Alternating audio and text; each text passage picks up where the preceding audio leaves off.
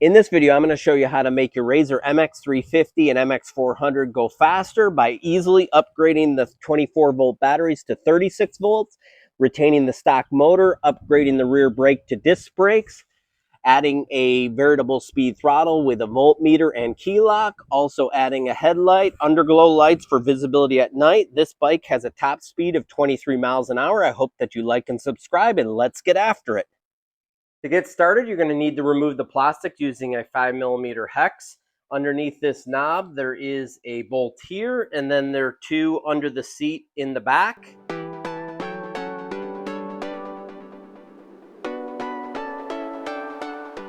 To remove the plastics from the battery box, you need a Phillips head screwdriver.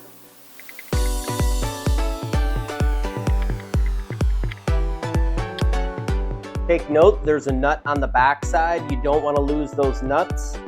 Then there's a few down here.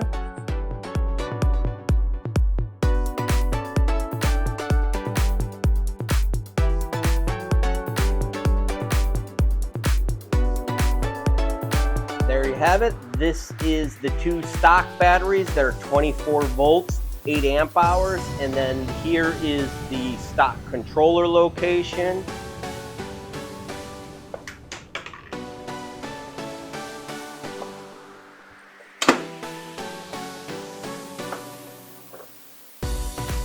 And to disconnect this cover, you're going to disconnect the charge port. You'll need to use the needle nose pliers and pull back the weather stripping, and then reach in here. There's a little tab, and then it'll pull right off, and then you can remove that side cover. To remove the batteries, you're going to need a 4mm hex and remove this bolt from each side.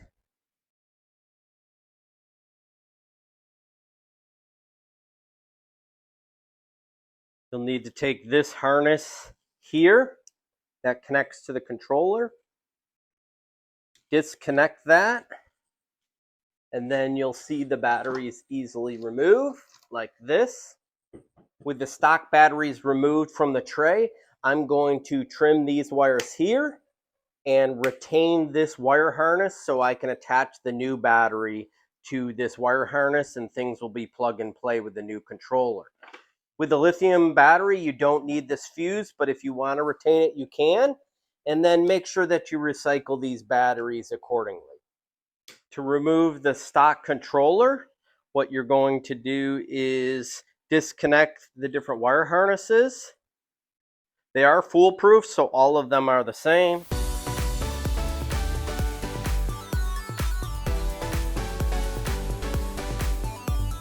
Then using a Phillips head screwdriver, you're going to loosen the bolts that retain the controller to the frame.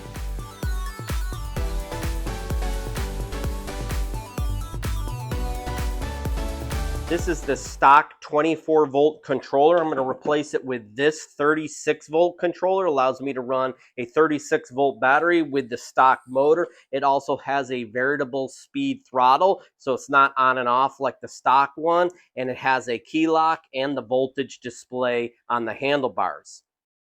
There's some corrosion here on the frame, so before I start assembling everything, I'm going to use this Barkeeper's Friend. I'm going to put a little bit on the brush, and then I'm going to scrub it on the rust areas, let it sit for about 5 minutes, then come back and clean it off. It will eliminate all that rust and clean up the frame really nicely. I'll also do the same thing to the front wheel and the rear wheel.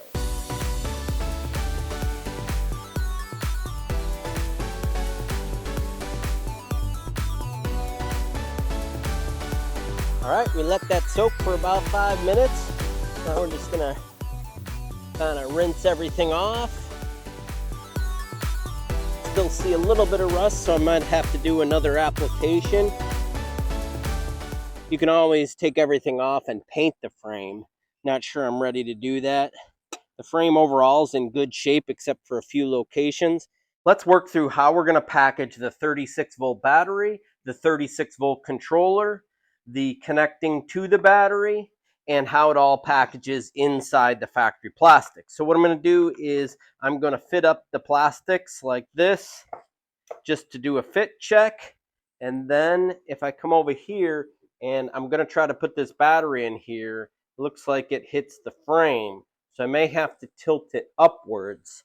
So what I might do is use the foam that the battery was packed in to create a little cradle and have the battery sit like that. What I'm going to do is take the battery cable charge port and run it out like this so I can charge directly to the battery, and then I won't need a separate charger, and I'm going to neglect the factory charge port.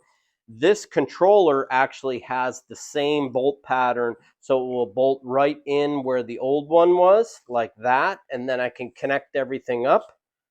I will then use some connectors. This was the factory battery cable. I'm going to connect these two wires. In this segment, we're going to take the factory battery connector. This will plug and play into the new controller. And this is the T connector or Dean's connector that connects into the new lithium battery. What I want to do is strip these wires and then connect the red and the black to the black. Now that I have these wires stripped, I can connect them one of two ways. Please do not use these wire nuts. These are not rated for the higher amps. You can use these lever connectors, but make sure in the description they're rated for at least 30 amps. One thing that's nice with these, you just simply stick the wire in one end, drop the lever, and it's locked into place. It's pretty easy to connect everything. I'll do the same with this side. I'm going to stick it in there and then drop the lever, and then I'll do the same with the black wire. Now that's pretty easy to do, and it's pretty easy to manage, but I like to use these solder and seal connectors. These are really nice. You can use a heat gun like shown here, and this is really easy. You don't need to know how to solder. You're just going to simply put both wires in each end, and then you'll see that the solder melts. There's a little solder ring here, and it will melt the wires together. And it's really easy to use, and it's weatherproof. You get very little voltage drop across this, and then you can also put an extra layer of shielding on here if you want. So I got those two together like that. And then I'm just going to use the heat gun. You can see the solder melting. Those blue rings also hold the wire in place. There we have it. I'm going to let that cool and come back and do the black wire. All right, last one to do is the black wire. Let's keep the air moving around it. You're going to see the ring start to melt. Good to go. Let's get this controller mounted. What I want to do is put the leads down so that the water runs down and also wire up nicely. I'm going to use the factory mount and the same bolts that I removed.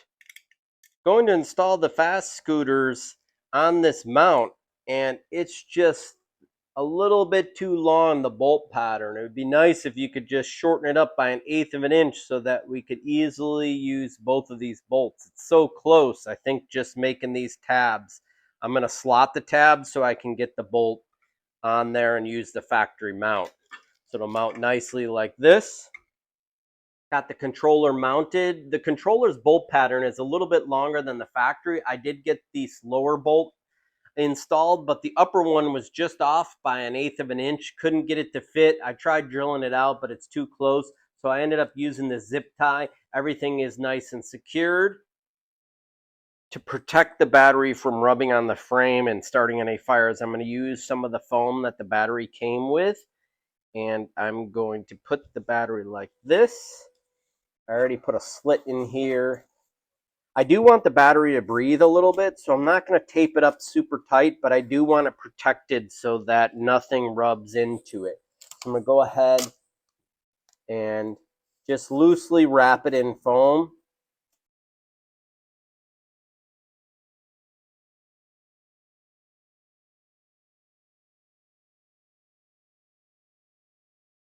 To install the battery, I got it wrapped up in this foam. There are some breathing holes on the corners, but I want to make sure that the battery doesn't rub on the frame as it's angled in here. I'm going to use some of this thicker foam and a bread knife. I'm going to create a little ramp and put it in here so that the battery is supported here and doesn't quite rub on the frame the whole time.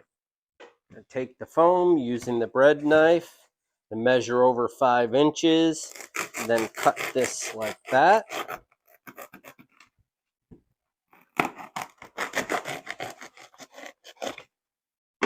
Cut this little piece here.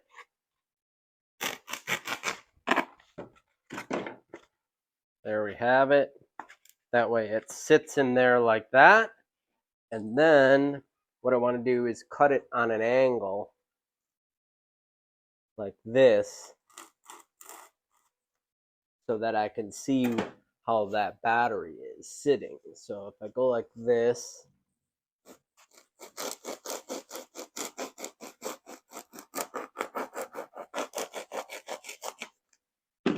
like that, got myself a little ramp. So then I can stick this in here. Fits in that tray nicely. Then I can put this like that. There's a couple ways you can secure the battery. What you can do is cut or drill a small slot right below the attachment point where the bolts are, and then use 2 heavy-duty zip ties like this and secure the battery using zip ties. You could do the same thing with an 18-inch Velcro strap, slide it through, and then wrap it around like that. And then the last thing, I think I'm going to use the factory bracket to retain the battery, but what I'm going to need is some longer bolts. The stock bolts were a little bit too short. They're about 10 millimeters long. I found some 20 millimeter long bolts, and I'm able to secure the battery using the factory bracket like this. I'm going to put an extra piece of foam in here just to protect everything.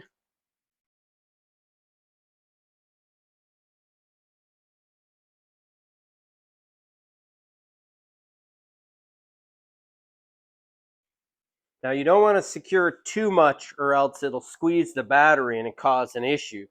But that seems to be pretty good. It's not too much pressure here.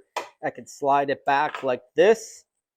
It'll hold the battery in place. I might even put some foam pieces so it won't go side to side. But overall, that's sitting pretty nicely. I like that it's mechanically secured. I'm going to go with it. Before we get too far with this setup, let's connect everything and make sure that it's operational. So it's pretty easily. You're going to connect the motor to the controller. That's this 2-pin cable that's yellow and blue.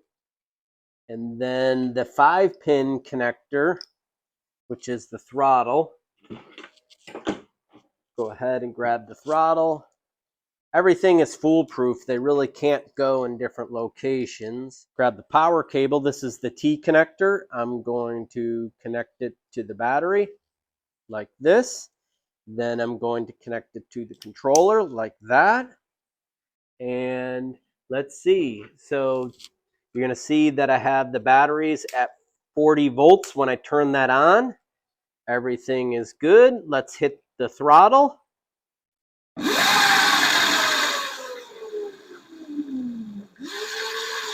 Nice, I got a variable speed throttle. Everything is working as I wanted.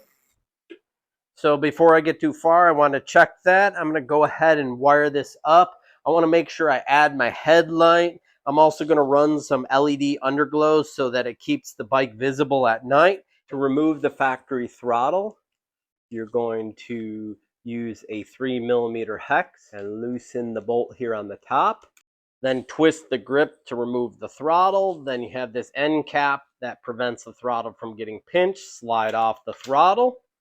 I'm going to remove the handle grip from the other side. Install the throttle. I'm going to slide the throttle on, right hand side. Slide that all the way in. Then you need this cap piece. This prevents the throttle from getting pinched against the grip on the end. So go ahead, slide that in, and then take the half of the grip, slide it on to the end to figure out the placement like that, and then slide the throttle back, figure out the orientation of the throttle. I think I want it like that. Then I'm going to use a 2.5 millimeter hex key to tighten this down. And then I'm going to route the throttle through the number plate and plug it into the controller. Now the excess wiring, what we'll do with this is I'm going to clean up this cable management, probably tie this up nicely, maybe get this over here. Anyhow, I'm going to tie this up so it's hidden in the plastic like this. Use a zip tie and get this plugged in to the controller right here. I bought this really cool headlight. It comes with a switch that mounts on the handlebars here, and I think it will really fit nicely on this MX350. And you can see here, proportionally, it looks really good. It fits nicely on the handlebar mount like this. It'll be easy to wire up because the Overvolt controller has an extra cable to power this light. I wired up the headlight switch and connector to the controller. Now you don't have to use this connector. You can wire it directly to it using the solder and seal connectors or the crimping connectors, but I just want to give you a high level overview on how to connect everything. So the red wire comes out, that's the power wire. It comes up, it wires to the green wire on the switch, goes up to the switch, turns it on and off, sends the power out on the black wire, wire the black wire to the red wire on the light, then the power goes up to the light, then comes back out and goes back to the battery using the black wire to the controller.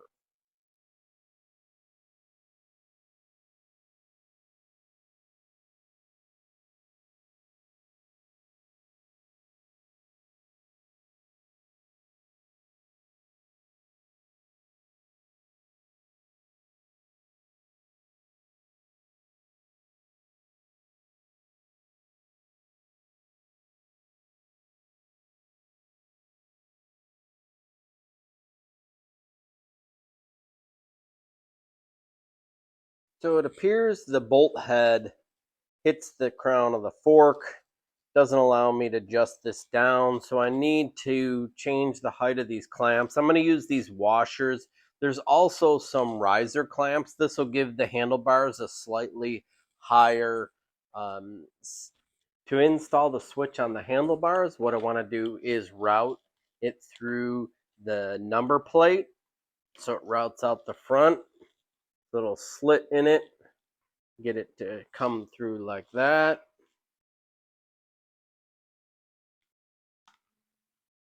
Pull all the wires through.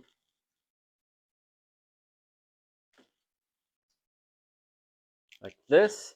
Then I'm going to bring it up here. But before I get that installed, I want to put it on the inside of the brake lever.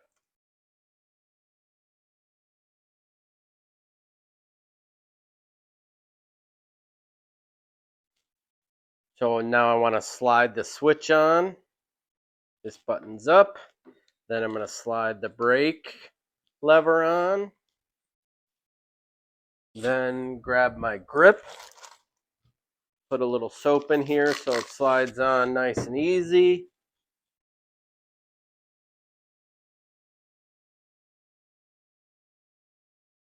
So let's get everything wired up. I'm going to connect the throttle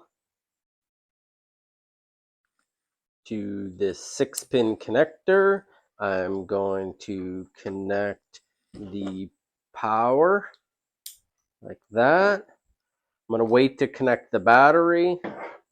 This is the motor right here. This goes to the yellow and blue wires. pretty foolproof. This is the motor kill switch for the brake. So when you depress the brake lever, that the motor won't spin. It's kind of a safety. It's great for children so they don't whiskey throttle it. And then that connects right into the brake harness like this.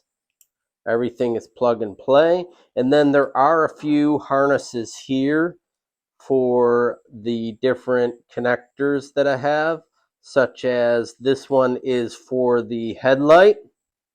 And then there's one here for the brake light. So that's kind of nice. If you depress the brake, I could add a brake light to that. I might do that later. And then this is for the charge port. I don't want to charge the battery through this controller. I'm going to charge it directly through this charge port. So I'm going to route it out the top like this. So this one, I'm just going to tape over it using some electrical tape or blue painter's tape, just so it doesn't get dirt, debris, and maybe some water in there. And I'm also going to do the same thing with the brake light. And now I'm going to install the side plastics. I also taped the charge port on the factory charge port because I'm no longer going to use that. And now I'm going to install the plastics like this. You can see it fits nicely. Then I'm going to come over here on this side and install the plastics. What I'm going to do is connect the battery.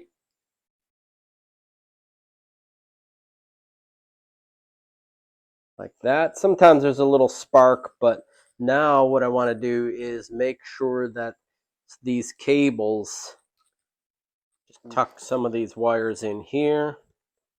This is the power cable. And then this cable, and this wire, I'm going to leave up like this. Okay, got all those cables situated.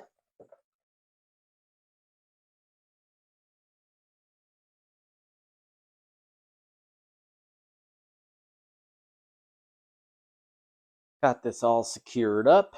Now I'm going to go ahead and put some zip ties on here. Keep the cables in the right position. I want to try to keep it away from this controller because it could get hot. In this section, we're going to replace the drum brake on the MX650 with these disc brakes. The disc brakes is really needed for the higher speeds when you overvolt this bike and you're doing above 15 miles an hour.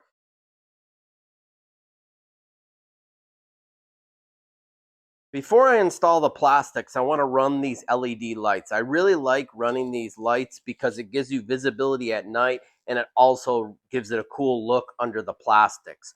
These lights are made for bicycle wheels, but they're easily added to any frame because it's just a strip light with a battery pack. You just run it along the frame, zip tie it under the plastics, and it really gives a cool look at night. A link to this product is above and also in the description. Open this up. It does require 3 batteries.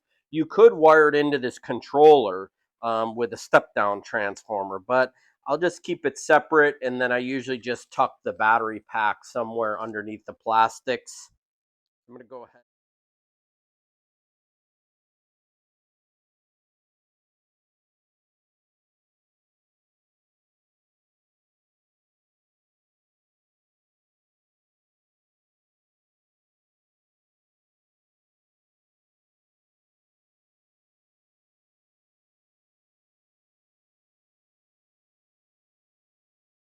Got the battery box all nice and secure. I want to go ahead and reinstall the plastic. You want to make sure these little hooks slide into that area here. So I'm going to come down, give it a little push, and then you know you're lined up because that's lined up and the back is lined up. And then go ahead and reinstall your bolts.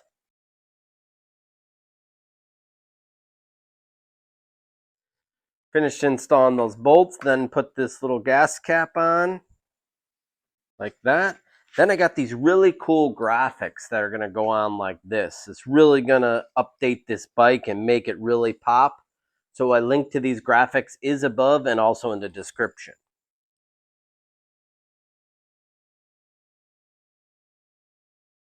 Reinstall the chain guard.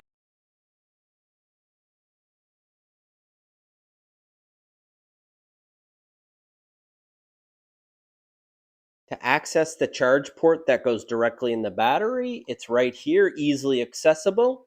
And then I'll open the dust cap and then I can charge the battery directly from that charge port. The LEDs under the plastics give a nice visibility at night and underglow. You can see what it looks like from behind. Gives a nice visibility. There's the voltmeter. Now the headlight, I did find out that it comes in a variety of settings. If you put it, the first one is on high. It's super bright, as you can see. Then if you shut it off, turn it back on, that's the low beam. And then it goes to the strobe mode, then back to the high setting. So that concludes our video. If you have any questions, please leave in the comments. I hope you liked this video, subscribe to my channel, and get out there and have some fun.